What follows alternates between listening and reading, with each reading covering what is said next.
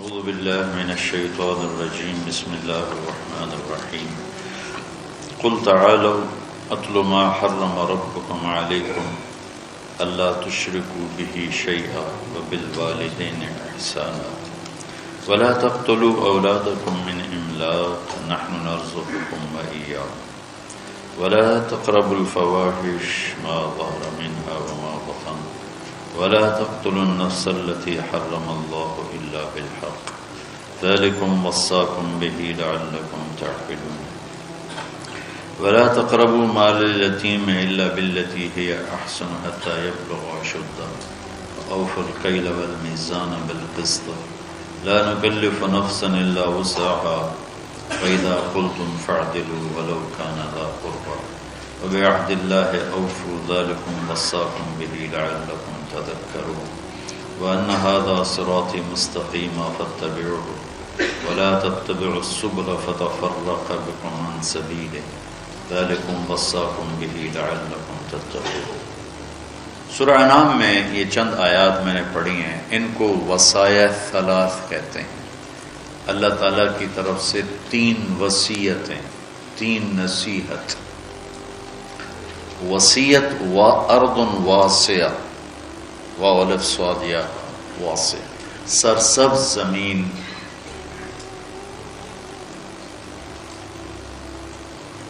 لہلہاتی زمین، فصل پھول پھلوں سے بھری ہوئی زمین کو ارض واسعہ کہتے ہیں۔ ایسا بول جو دل کی زمین کو سرسبز کر دے اسے وصیت کہتے ہیں۔ وہ بول جو دل کی دنیا میں خوبصورتی لے آئے اور چمن کھل جائیں صفات کے، اس کو اردن، اس کو قول و وصیہ کہتے ہیں، وصیت۔ تو اللہ تعالیٰ نے یہاں 3 وصیتیں فرمائیں۔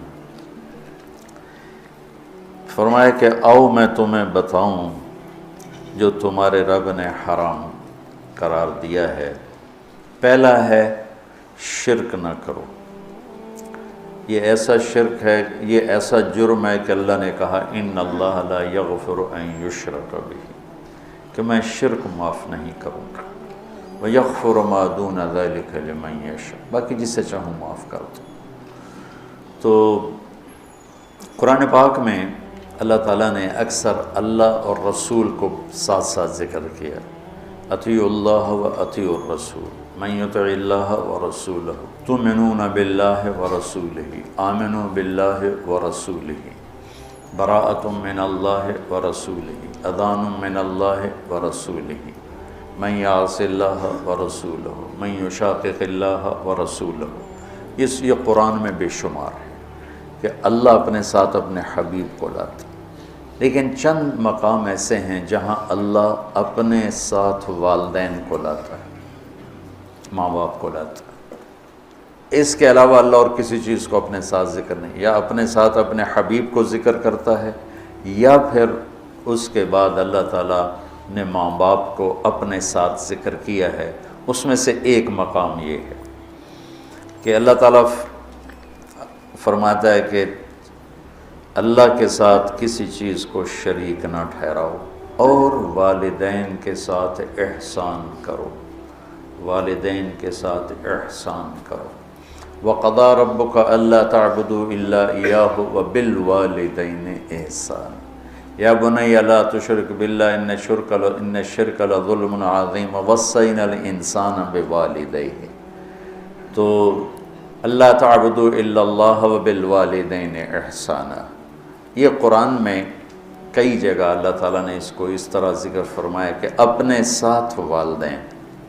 اللہ کا شکر ہے کمزور سے کمزور مسلمان بھی مشرک نہیں ہوتا ہے، اس لیے اتنی جلدی کسی کو کہنا یہ مشرک ہے، یہ مشرک ہے، یہ مشرک ہے، یہ بڑی زیادتی کی بات ہے، بڑی زیادتی قبول ہے۔ اس سے احتیاط کرنی چاہیے، اس سے بچنا چاہیے۔ اللہ کے فضل سے مسلمان کے دل میں توحید ہے، وہ جہالت کی وجہ سے کوئی کچھ بول رہا ہوتا ہے، کوئی کچھ بول رہا ہوتا ہے، اس پر اس کو کافر قرار دے دینا، مشرک قرار دے دینا، یہ اتنا آسان نہیں ہے۔ تو میرا ملک تو ویسے ہی ٹکٹک کے کفر کے فتوے مل رہے ہیں، جتنے مرضی کٹوا لو، جتنے مرضی لکھوا، جنہوں مرضی کافر قرار دے دو، جنہوں مرضی، ہر قسم کے لوگ ہوتے ہیں۔ تو اللہ تعالیٰ ارشاد فرما رہے ہیں کہ ایک تو میری ذات میں شریک نہ ٹھہراؤ، یہ حرام ہے، اور دوسرا کیا ہے؟ بالوالدین احسان۔ احسان کا کیا مطلب ہے؟ کسی کام کو اس کی سب سے عالی شان خوبصورت شکل میں ادا کرنا، اس کو احسان کہتے ہیں۔ ہمارے اردو میں احسان کا مطلب ہے کسی کے ساتھ کوئی بھلا کر دینا، بغیر کسی معاوضے کے کسی کے کوئی ایسی مدد کر دینا، اس کو احسان کہتے ہیں۔ وہ بھی ہے، وہ بھی اس میں شامل ہے، لیکن عربی میں احسان ہے مل احسان ان تعبد اللہ کأنک تراہ فإن لم تکن تراہ فإنہ یراک۔ احسان کیا ہے؟ کسی جو کام بھی کرے، اچھائی کا، بھلائی کا جو کام بھی کرے، اس کو اعلیٰ درجے پر کرنے کا نام ہے احسان۔ تو اللہ تعالیٰ یہاں ارشاد فرما رہا ہے کہ والدین کے ساتھ احسان۔ اچھا، ایک اس پہ ذرا غور کریں۔ اللہ تعالیٰ فرما رہا ہے آؤ میں تمہیں بتاؤں کہ حرام کیا ہے، ٹھیک ہے؟ کہتا ہے شرک نہیں کرنا ہے تو حرام ہے، اور والدین کے ساتھ احسان۔ یہ حرام کے نیچے کیسے آ گیا؟ کافی دیر میں اس کو سوچتا تھا کہ یہ ادھر تو اللہ کہہ رہا تعالوا اتل ما حرم علیکم ربکم، آؤ میں تمہیں بتاؤں کہ حرام کیا ہے۔ اللہ تشرکوا بہ شیئا، شرک نہ کرو، ٹھیک سمجھ آ گئی۔ وبالوالدین احسانا، اس کو پچھلے جملے سے یا تو نکالیں، یہ نیا جملہ ہے، اس کے نیچے لائیں تو پھر کیا مطلب ہے کہ پیچھے تو اللہ شروع کر رہا ہے، تو میں بتاتا ہوں حرام کیا چیز ہے، شرک، ٹھیک، اور والدین کے ساتھ احسان۔ تو اگر ہم ظاہری نظر سے دیکھیں اور غور نہ کریں تو یوں لگتا ہے جیسے والدین کے ساتھ احسان بھی حرام ہے۔ ہاں، یہاں اللہ تعالیٰ بڑی عجیب طریقے سے ماں باپ کی عظمت کو بتا رہے ہیں کہ ماں باپ کے ساتھ صرف احسان ہی مطلوب ہے، اس سے نیچے جو ہوگا وہ حرام ہوگا، حرام سے نہیں نکل سکو گے۔ اللہ نے ماں باپ کا حق اپنے بعد رکھا ہے۔ لا تقل لہما اف، جس کو ہم کہتے ہیں بیزاری سے ماں کو کہہ دیا، باپ کو کہہ دیا، اتنا بھی اللہ تعالیٰ فرما رہا ہے کہ اتنے کی بھی ہم گنجائش نہیں دیں گے ماں باپ کے سامنے۔ میرے نبی نے فرمایا میری ماں ہوتی اور میں عشاء کی نماز کے مصلی پہ کھڑا ہوتا اور سورۃ فاتحہ پڑھ رہا ہوتا اور میری ماں مجھے کہتی محمد، تو میں ماں کی خاطر نماز توڑ دیتا۔ جریج نے نماز نہ توڑی ماں کی پکار پر، اللہ کے نبی کا فرمان اگر وہ عالم ہوتا تو نماز توڑ دے، وہ عابد تھا، وہ نماز توڑ دیتا، اگر وہ عالم ہوتا تو وہ نماز توڑ دیتا، وہ نفل نماز تھی۔ تو اللہ تعالیٰ وَقَضَىٰ رَبُّكَ أَلَّا تَعْبُدُوا إِلَّا إِيَّاهُ وَبِالْوَالِدَيْنِ إِحْسَانًا، کہ تیرے رب کا فرمان ہے، تیرے رب کا اعلان ہے کہ بندگی صرف اللہ کی ہے اور احسان ہے والدین کے ساتھ۔ تو یہاں یہ ایک خوبصورت انداز میں تاکید کی انتہا ہے کہ احسان سے نیچے جو ہوگا وہ اسی حرام میں آئے گا۔ احسان سے بھی کوئی اوپر کی بات ہے تو وہ کر کے دکھا، وہ کر کے دکھا۔ جو ابو ہریرہ رضی اللہ تعالیٰ عنہ کی نے مسجد میں جہاد کی ترغیب سنی تو آ کے ہتھیار اٹھانے لگے۔ ماں نے پوچھا کہاں جا رہے ہو؟ کہا میں جہاد پہ جا رہا ہوں۔ تو کہنے لگی میں تو اکیلی ہوں، میرا پیچھے کیا بنے گا؟ کہا یہ نہیں مجھے پتا، بس میں جا رہا ہوں۔ تو انہوں نے بہت محنت کی، وہ مانے نہیں۔ پھر انہوں نے اپنے چھاتیوں کی طرف اشارہ کیا، دیکھ میں نے تمہیں یہ دودھ پلایا ہے، اس کے واسطے رک جا۔ کہا نہیں میں نہیں رکوں گا، ہتھیار اٹھا کے چل دیے۔ ان کی والدہ نے اللہ کے نبی کو پیغام بھیجا کہ میں نے دودھ کا واسطہ دیا پھر بھی یہ مجھے چھوڑ کے جا رہا۔ تو ابو ہریرہ جب آئے تو آپ نے منہ یوں پھیر لیا، میں آپ کو بتا چکا ہوں کہ آپ کی ناراضگی کی نشانی تھی کہ آپ دیکھ کے منہ یوں پھیر لے، آپ نے منہ پھیر لیا۔ تو ابو ہریرہ یا رسول اللہ خیریت تو ہے؟ کیا ہوا؟ کہ تیری ماں تجھے دودھ کا واسطہ دیتی ہے اور تو پھر ہتھیار اٹھا کے جہاد کو جاتا ہے، مجھے تیرے ایسے جہاد کی کوئی ضرورت نہیں، چل جا اپنی ماں کے پاؤں میں بیٹھ، وہی تیرا جہاد۔ کلاب بن امیہ جہاد میں چلے گئے، والدین دونوں بوڑھے تھے۔ امیہ کو جب بتائے بھی نہیں والدین کو، تو امیہ کو پتہ چلا تو انہوں نے شعر کہا اذا دعت الحمامۃ ساق حر الی بیضاتها دعوا کلابا ترکت اباک مرعشۃ یداہ و امک لا تسیغ لہا شرابا، کہ تو نے ماں باپ کو اس حال میں چھوڑا ہے کہ ایک کا نوالا اپنے ہاتھوں سے منہ پہ نہیں جاتا اور ایک اپنی طاقت سے اٹھ نہیں سکتا، تو اس حال میں چھوڑ کے تو کہاں چلا گیا؟ حضرت عمر کو پتہ چلا اشعار کا، تو انہوں نے فرمایا کلاب کدھر ہے؟ کہا جی وہ جہاد میں فلاں محاذ پر، کا بلاؤ اسے۔ تو انہیں بلایا گیا، مسجد میں آیا تو حضرت عمر کھڑے ہو گئے، کوڑا اٹھا کے مار مار مار، کوڑا مارے، اچھا یہ کون سا جہاد ہے بوڑھے ماں باپ کو چھوڑ کر؟ پھر ایک لگائیں ٹھو، یہ کون سا جہاد ہے بوڑھے ماں باپ کو چھوڑ کر؟ اتنا مارا کہ اس کے سر سے خون نکلنے لگا، کہ یہ کون سا جہاد ہے بوڑھے ماں باپ کو چھوڑ کر؟ تو پھر فرمایا جب تک تیرے والدین زندہ ہے تجھے مدینہ سے نکلنے کی اجازت نہیں ہے۔ میرے نبی نے بتایا تھا نا قیامت کی نشانیوں میں سے ادنا صدیقہ و اقصا اباہ، کہ لوگ دوست کو گلے لگائیں گے، باپ کو دھکے دیں گے، باپ کو دھکے دیں گے، دوست کو گلے لگائیں گے، والدین اولاد سے ڈریں گے۔ اطاع الرجل زوجتہ وعق امہ، بیویوں کی خاطر ماؤں کو ذلیل کریں گے، تو اس کو کیا ان تلد الامۃ ربتہا، بیٹیاں ماؤں سے نوکرانیوں جیسا سلوک کریں گی۔ پرانی بات ہے، میں ایک ماں بیٹی کو دیکھ رہا تھا، بیٹی ماں سے کہہ رہی تھی، بیٹی ماں سے کہہ رہی تھی بھوک نہیں بھوک نہیں، ہمارے علاقے کی بات، اور اس کی ماں کے موٹے موٹے آنسو گر رہے تھے، بالکل خاموش، وہ حیران پریشان، بھی جس کو میں نے پیٹ سے جنم دیا آج وہ مجھے کہہ رہی ہے بھوک نہیں۔ تو یہ عام ہے کہ آج کل کی پڑھی لکھی نسل انہیں نہیں پتا باپ کسے کہتے ہیں اور ماں کسے کہتے ہیں۔ کوئی ماں باپ کا بھی ہے کہ وہ اولاد کو اس طرح لے کے نہیں چلتے جیسے چلنا چاہیے۔ پہلا قصور تو ماں باپ کا جو 3 سال کے بچے کو اسکول ڈالتے ہیں۔ محبت کی رسیوں کو کاٹنے والے والدین ہیں، محبت کی جڑوں کو اکھاڑنے والے والدین ہیں، جو 3 سال کے بچے کو اسکول ڈال دیتے ہیں اور ماں کی گود سے محروم کر دیتے ہیں، اور وہ بچہ جتنے گھنٹے وہاں رہتا ہے اس کے اندر ایک لاوا پکتا رہا۔ چونکہ میں ہاسٹل لائف گزار چکا ہوں، مجھے اس کا خود ذاتی تجربہ ہے۔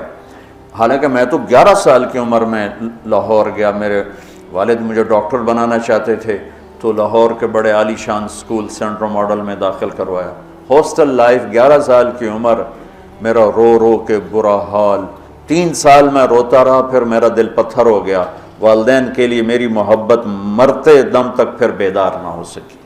ہاں، تبلیغ میں لگنے کے بعد میں ان کا ادب، احترام، خدمت، سامنے نہیں بولنا، پوری اپنی جاں فشانی کے ساتھ ان کی خدمت، لیکن میرے دل میں ان کے لیے محبت کی شمع نہیں جل سکی کہ انہوں نے اسے خود بجھایا تھا۔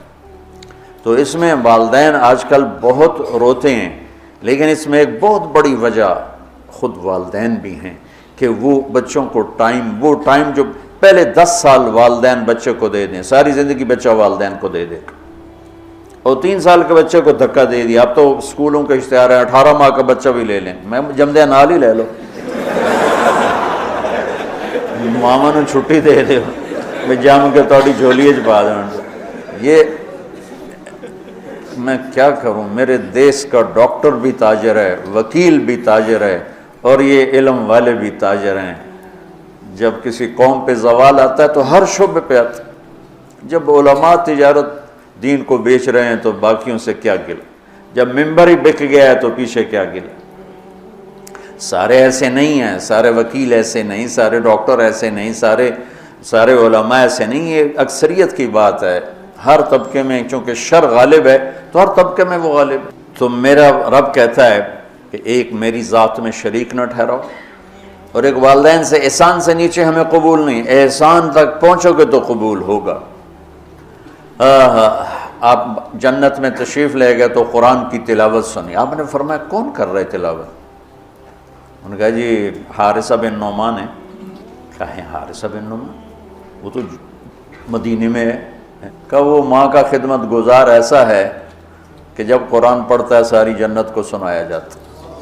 وہ ماں کے کیسے خدمت گزار تھے کہ ماں کے کپڑے خود دھوتے تھے، بیوی سے نہیں دھلواتے تھے، ماں کے لیے سالن روٹی خود بناتے تھے، بیوی سے نہیں بنواتے تھے، ماں کے سامنے بیٹھ کے ان کو روٹی ہاتھوں سے کھلاتے تھے، ان کو خود نہیں کھانے دیتے تھے، ماں کے سر میں تیل لگاتے تھے، کنگھی کرتے تھے، جوئیں نکالتے تھے، یہ سارا کام وہ کرتے تھے۔ 2 صحابہ کے بارے میں آتا ہے کہ والدین ماں کی وہ خدمت کی جو کوئی نہیں کر سکا، ایک حضرت عثمان اور ایک حضرت حارثہ بن نعمان، عثمان بن عفان اور حارثہ بن نعمان۔ اور حضرت امام زین العابدین علیہ السلام اپنے والدہ کے ساتھ روٹی نہیں کھاتے تھے، اور یہ ہمارے ہاں تو ہم اجمی لوگ ہیں نا، بخیل لوگ ہیں، اب وکھری وکھری پلیٹیں جو اپنی بوٹیاں پالو، کوئی ہور نہ کھا لوے۔ تو عرب کٹھا کھاتے تھے، کٹھے بیٹھ کے کھانا آج بھی تعذیب ہے۔ ہم نے قطر کے بادشاہ کے دسترخوان پہ کھانا کھایا، وہ اور لوگوں کے ساتھ مل کے بیٹھ کے کھا رہا تھا۔ تو کسی نے کہا آپ ماں کی اتنی خدمت کرتے ہیں تو آپ ان کے ساتھ کھانا کیوں نہیں کھاتے؟ فرمایا کہ مجھے ڈر لگتا ہے کوئی ایسی بوٹی نہ اٹھا لوں جو میری ماں کی نظر میں اور میں اٹھا کے مجرم بن جاؤں، کہ وہ میری ماں کی نظر میں ہو اور میں اس سے پہلے اٹھا کے کھا لوں تو کہیں میں ماں کا مجرم نہ بن جاؤں، اس لیے میں ساتھ نہیں کھاتا ہوں۔ کسی نے حضرت علی سے پوچھا حسن آپ کے بیٹے کیسے ہیں؟ کہا میں جب چلتا ہوں تو میرے آگے نہیں چلتا، میرے پیچھے چلتا ہے، جب میں بیٹھنے لگتا ہوں تو پہلے مجھے بٹھاتا ہے پھر خود بیٹھتا ہے، اور جب میں گھر میں کمرے میں ہوتا ہوں تو گھر کی چھت پہ نہیں چڑھتا کہ باپ سے اوپر نہ ہو جائے۔ تو آج والدین بہت ذلیل ہیں اولاد کے ہاتھوں، بہت دکھی ہیں اولاد کے ہاتھوں، اور ان کی جو فریادیں وہ عرش کو ہلا دیتی۔ تو اپنے ماں باپ کی راحت بننا، ٹھنڈک بننا، خوشی بننا، یہ میرے رب کا پیغام ہے کہ وَبِالْوَالِدَيْنِ إِحْسَانًا۔ اور پھر وَلَا تَقْتُلُوا أَوْلَادَكُم مِّنْ إِمْلَاقٍ نَحْنُ نَرْزُقُكُمْ وَإِيَّاهُمْ۔ اور اپنی اولاد کو قتل نہ کرو، جو عرب میں دستور تھا بچیوں کو قتل کر دیتے تھے، تو اللہ تعالیٰ فرما رہا ہے قتل نہ کرو۔ آج کی خاندانی منصوبہ بندی سے ملتی جلتی ہے کہ رزق تو اللہ دیتا ہے، اور آبادی کے بڑھنے سے روٹی نہیں کم پڑتی، چونکہ اللہ کو پتہ ہے کہ مجھے کتنی آبادی پیدا کرنی ہے اور اس کے لیے کتنی روٹی، چونکہ روٹی کا انتظام اللہ نے اپنے ذمہ لیا ہے۔ ہمیں پتہ ہے ہمارے مدرسوں میں 1000 بچوں کی گنجائش ہے، تو ہم 1000 بچہ جب پورا ہو جاتا ہے تو ہم کہتے ہیں جی بس ختم، اس سے زیادہ ہم نہیں لے سکتے۔ ایک چھوٹے سے ادارے میں ہمیں پتہ ہے کہ اتنے بچوں کی گنجائش ہے، اس سے اوپر نہیں۔ ایک مل والے کو پتہ ہے میری مل میں 2000 مزدوروں کی گنجائش ہے، دوسرے کو پتہ ہے میری مل میں 10,000 کی گنجائش ہے، اس کے اوپر میں نہیں لے سکتا۔ تو کیا اللہ کو نہیں پتہ کہ دنیا میں کتنی گنجائش ہے، میں نے کتنے بھیجنے اور کتنے میں نے روکنے اور کتنے میں نے اٹھانے ہیں، کتنے بچانے ہیں؟ اللہ بھی تو علیم و خبیر و سمیع و بصیر۔ روٹی جو کم پڑتی ہے سود کی وجہ سے، سٹے کی وجہ سے، جوئے کی وجہ سے، ذخیرہ اندوزی کی وجہ سے، 2 نمبری کی وجہ سے، یہ 5 اسباب ہیں غربت کے۔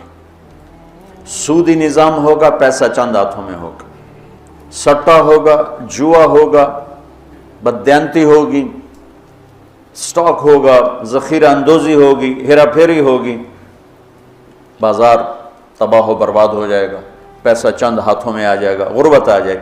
پاکستان کی آبادی 25 سے 50 کروڑ ہو جائے، روٹی کی کوئی کمی نہیں ہے۔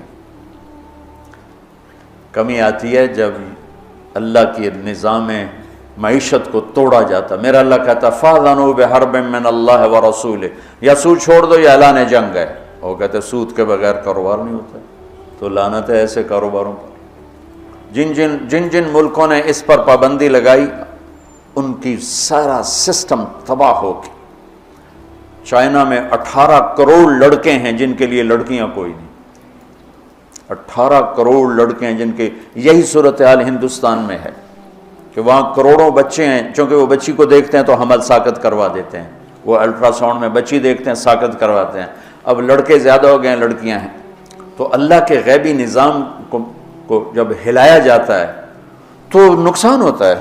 ہاں، ہم سود ختم کریں، ہم جھوٹ ختم کریں، ہم ذخیرہ اندوزی ختم کریں، ہم ہیرا پھیری ختم کریں، 2 نمبری ختم کریں، سٹا ختم کریں، جوا ختم کریں، تو رزق عام ہو جائے گا، کوئی بھوکا نہیں سوئے گا۔ پاکستان 25 سے 50 کروڑ ہو جائے، کوئی بھوکا نہیں سوئے گا۔ لیکن اگر یہی سسٹم ہوگا جو آج ہے تو یہ 50 لاکھ بھی ہوں گے تو بھوک ہوگی، کیونکہ نظام شیطانی ہے۔ یہ تو اللہ کا شکر ہے ہماری آبادی دیہاتوں میں ہے، 70% نو پتہ ہی کوئی نہیں، کم بچے خوشحال کرانا۔ یورپ میں آبادیاں کم ہو رہی ہیں، بچے پیدا کم ہوتے ہیں، مرنے والے زیادہ ہیں، پیدا ہونے والے کم ہیں۔ ان کو خوفناک انسانی کمی کا، افرادی قوت کی کمی کا سامنا ہے۔ چند سالوں کے بعد جاپان میں 60% بوڑھے ہوں گے، تو اس ملک کا کیا بنے گا؟ یورپ میں یہی حال ہے، 60%، 70% بوڑھے ہوں گے، چونکہ پیچھے سے نئی نسل آ نہیں رہی۔ کم بچے خوشحال کرانا نہیں ہوتا، نیک بچے خوشحال کرانا ہوتا ہے۔ بچے نیک ہو تو گھراں ایک ہوئے تو ہوئے سپ ورگاتے ہو تو کی کرنا ہی نہیں۔ ایک بیٹی ہو ڈائن جیسی ہو، کیا کرو گے اس کا؟ اتنی لمبی اس کی زبان ہو، کیا کرو گے اس کا؟ دیندار چھوٹا خاندان زندگی آسان نہیں، دیندار خاندان زندگی آسان، نیک خاندان زندگی آسان۔ بچے تھوڑے ہوں یا زیادہ ہوں تقدیر کے فیصلے ہیں، نیک ہیں تو موج ہی موج۔ ہزاروں گاڑیاں گزرتی ہیں، میرے لمبے لمبے سفر ہوئے تو کسی ایک آدھ گاڑی میں کوئی ایک بچہ بیٹھا ہوتا ہے۔ یورپ امریکہ کا جو میرے سفر ہوئے میں نے دیکھا، اور صبح تم اللہ کے فضل سے دیکھنا چنگ جی پر لڑکے سکول کیسے جا رہے ہوتے ہیں، ہماری ڈگی میں بھی بچے بیٹھے ہوتے ہیں۔ کم بچے خوشحال کرانا، نیک بچے خوشحال کرانا۔ آبادی کی کثرت سے روٹی کم نہیں پڑتی ہے، تو اللہ کے رب ہونے کو چیلنج کر دیا ہے۔ ہمارے اپنے کرتوتوں سے روٹی کم پڑتی، کیوں سودی نظام، کیوں جھوٹ ہے، کیوں ہیرا پھیری ہے، کیوں دو نمبری ہے، کیوں ملاوٹ ہے، کیوں کھوٹ ہے، کیوں سٹا ہے، کیوں جوا ہے، کیوں پرچی پہ کاروبار چلتا ہے۔ یہ غلط کاروبار، غلط طریقوں کی وجہ سے ہر شے تباہ برباد ہوئی پڑی۔ اور تیسری بات فرمائی وَلَا تَقْرَبُوا الْفَوَاحِشَ مَا ظَهَرَ مِنْهَا وَمَا بَطَنَ، اور فرمایا کہ بے حیائی سے بچو، بے غیرتی۔ جس معاشرے میں بے حیائی آتی ہے، زنا آتا ہے، زنا آتا ہے، نسل تباہ و برباد ہو جاتی ہے، خاندان ٹوٹ جاتا ہے، خاندان بکھر جاتا ہے۔ ہمارے مسائل اور ہیں، ہماری پریشانی ہماری بددیانتی، کھوٹ، جھوٹ کی وجہ سے کچھ نہ کچھ ہمارا فیملی سسٹم پھر بھی موجود ہے، لیکن یورپ تباہ ہو چکا ہے، مغربی ملک تباہ ہو چکے ہیں کہ ان کا فیملی سسٹم ٹوٹ چکا ہے۔ وہاں نہ کوئی ماں ہے، نہ کوئی باپ ہے، نہ کوئی بھائی ہے، نہ کوئی بہن ہے، نہ کوئی بیٹی ہے، نہ کوئی بیوی ہے۔ وہ انتہائی کرب کا شکار ہے۔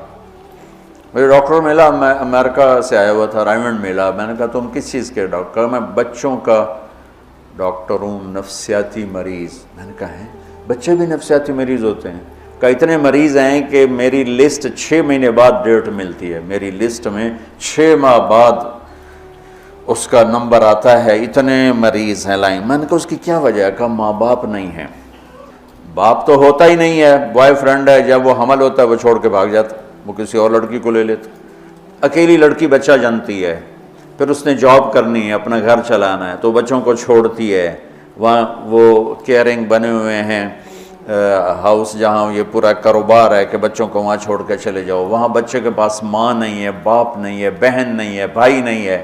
وہ آنکھ کھولتا ہے تو ایک غیر مانوس ماحول میں ہوتا ہے۔ کہا ہم وہاں جہاں یہ بیبی کیئرنگ بنے ہوئے ہیں سینٹر، وہاں دیواروں کے اوپر فوم لگا ہوا ہے، چونکہ بچے ٹکرے مارتے ہیں دیواروں میں، اپنا سر پھاڑ لیتے۔ تو وہ ہم سے زیادہ تباہ معاشرہ ہے کہ وہاں بوڑھے کی زندگی نہیں ہے، جوان کی زندگی نہیں ہے، عورت کی زندگی نہیں ہے، مرد کی زندگی نہیں ہے۔ اور یہ وہ یہاں تک پہنچے بے حیائی، عورت کو ننگا کیا تباہ ہو کے، عورت کو مرد کے ساتھ بٹھایا تباہ ہو کے۔ میرے رب نے حد فاصل قرار دیا، عورت الگ جنس ہے، مرد الگ جنس ہے۔ عورت کے لیے گھر کی زندگی ہے، مرد کے لیے بازار کی زندگی ہے۔ جب تم بڑے دانشور بنو گے اور ایک ڈیسک پہ ان کو بٹھاؤ گے تو بے حیائی۔ آج کی یونیورسٹیوں میں جو کھلم کھلا، میں زبان سے کیسے کہوں، اپنا ہی پیٹ ننگا کرنے والی بات۔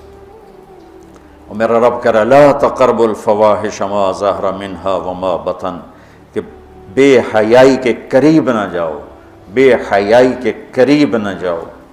اچھا، یعنی زنا کے بارے میں اجل لا تقربوا الزنا، یہ نہیں کہا کہ لا تزنو، زنا نہ کرو، کہا لا تقربوا، زنا کے قریب نہ جاؤ۔ قریب جانے کا کیا مطلب ہے؟ بے پردگی، آوارگی، مکس گیدرنگ، عورتوں کے چھوٹے کپڑے اور اب جسم کو ننگا کرنا، نمائش کرنا۔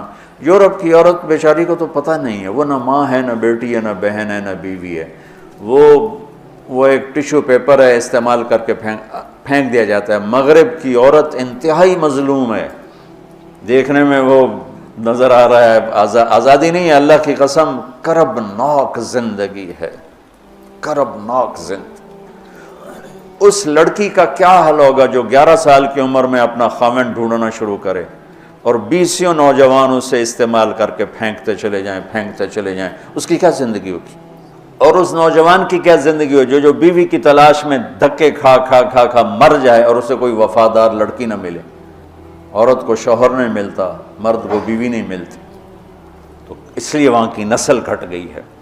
تو میرا رب کہتا ہے لا تقربو، لا تقربو کا مطلب ہے کہ جو چیزیں بدکاری کو ہوا دیتی ہیں وہ ہے مرد عورت کا کھلا اختلاف، عورت کی بے پردگی اور عورت کا کپڑوں سے باہر آ جانا۔ مرد پورے کپڑوں میں اور عورتیں ٹانگیں ننگی کرتی جا رہی ہیں، رانیں ننگی کرتی جا رہی ہیں، بازو ننگی کرتی جا رہی ہیں، کوئی تو عقل کی بات ہو۔ یہ شیطان نے عورت کو الٹے راستے پہ چلایا اور اس نے اپنی عزت بھی گنوا دی، عصمت بھی گنوا دی اور اپنا مقام اور مرتبہ بھی گنوا دی۔ تو شرک نہ کرو، والدین کے ساتھ احسان کرو، اور فرمایا بے حیا نہ بنو، بے حیا نہ بنو، بے غیرت نہ بنو۔ اور لا تقتلوا النفس التي حرم اللہ الا بالحق ذالکم وصاکم بہ لعلکم تعقلون۔ یہاں ایک وصیت پوری ہو جاتی ہے، اور کسی کو قتل ناحق نہ کرو، قتل ناحق۔ من یقتل منکم متعمدا، من یقتل مؤمنا متعمدا فجزاؤہ جہنم خالدا فیہا غضب اللہ علیہ ولعنہ وعد لہ عذابا عظیما۔ اللہ نے پانچ عذاب سنائے ہیں۔ جو کسی مسلمان کو جان بوجھ کے قتل کرے گا اس کی جزا ہے جہنم، خالداً فیہا، ہمیشہ رہے گا، غضب اللہ علیہ، اور اللہ اس کا اس پہ غضب ہوگا، ولعنہ، اور اللہ کی اس پہ لعنت ہوگی، وعد لہ عذابا عظیم، اور اس کے لیے عذاب عظیم تیار کیا ہوا ہے۔ عمر بن عبدالعزیز کا انتقال ہونے لگا تو بلا کے رجا سے کہا 3 بادشاہوں کو قبر میں اتارا، عبد الملک کو، ولید کو، سلیمان کو، تہجد گزار، شب بیدار، روزے دار، قرآن کی تلاوت کرنے والے، زنا سے پاک، شراب سے پاک، فحاشی سے پاک، آوارگی سے پاک۔ لیکن فرمایا میں نے دیکھا ان کے چہرے کالے سیاہ ہو گئے اور ان کے چہرے قبلے سے یوں ہٹ گئے۔ کیا تھا؟ ظالم، خون بہایا۔ سلیمان کی میت کو قبر کے قریب کیا تو ہلنے لگی، تو اس کے بچوں نے کہا ہمارا ابا زندہ ہے۔ عمر بن عبدالعزیز نے فرمایا زندہ نہیں، عذاب قبر شروع ہو گیا ہے، قبر میں جانے سے پہلے ہی عذاب قبر شروع ہو۔ بل عجل اللہ بالعقوبہ، ان کا ایک جرم تھا تینوں کا، ظالم، ظلم، خون پانی کی طرح بہایا۔ تو میرا اللہ کہتا لعنت ہے اس پر جو قتل کرے گا، غضب ہے اللہ کا جو قتل کرے گا، ہمیشہ جہنم میں جلتا رہے گا جو قتل کرے گا، اور عذاب عظیم ہے جو قتل کرے گا۔ تو یہ ذالکم وصاکم بہ لعلکم تعقلون، اللہ تمہیں یہ وصیت کر رہا تھا کہ تمہیں عقل آئے۔ یہ 3 وصیتیں مکمل ہو گئیں۔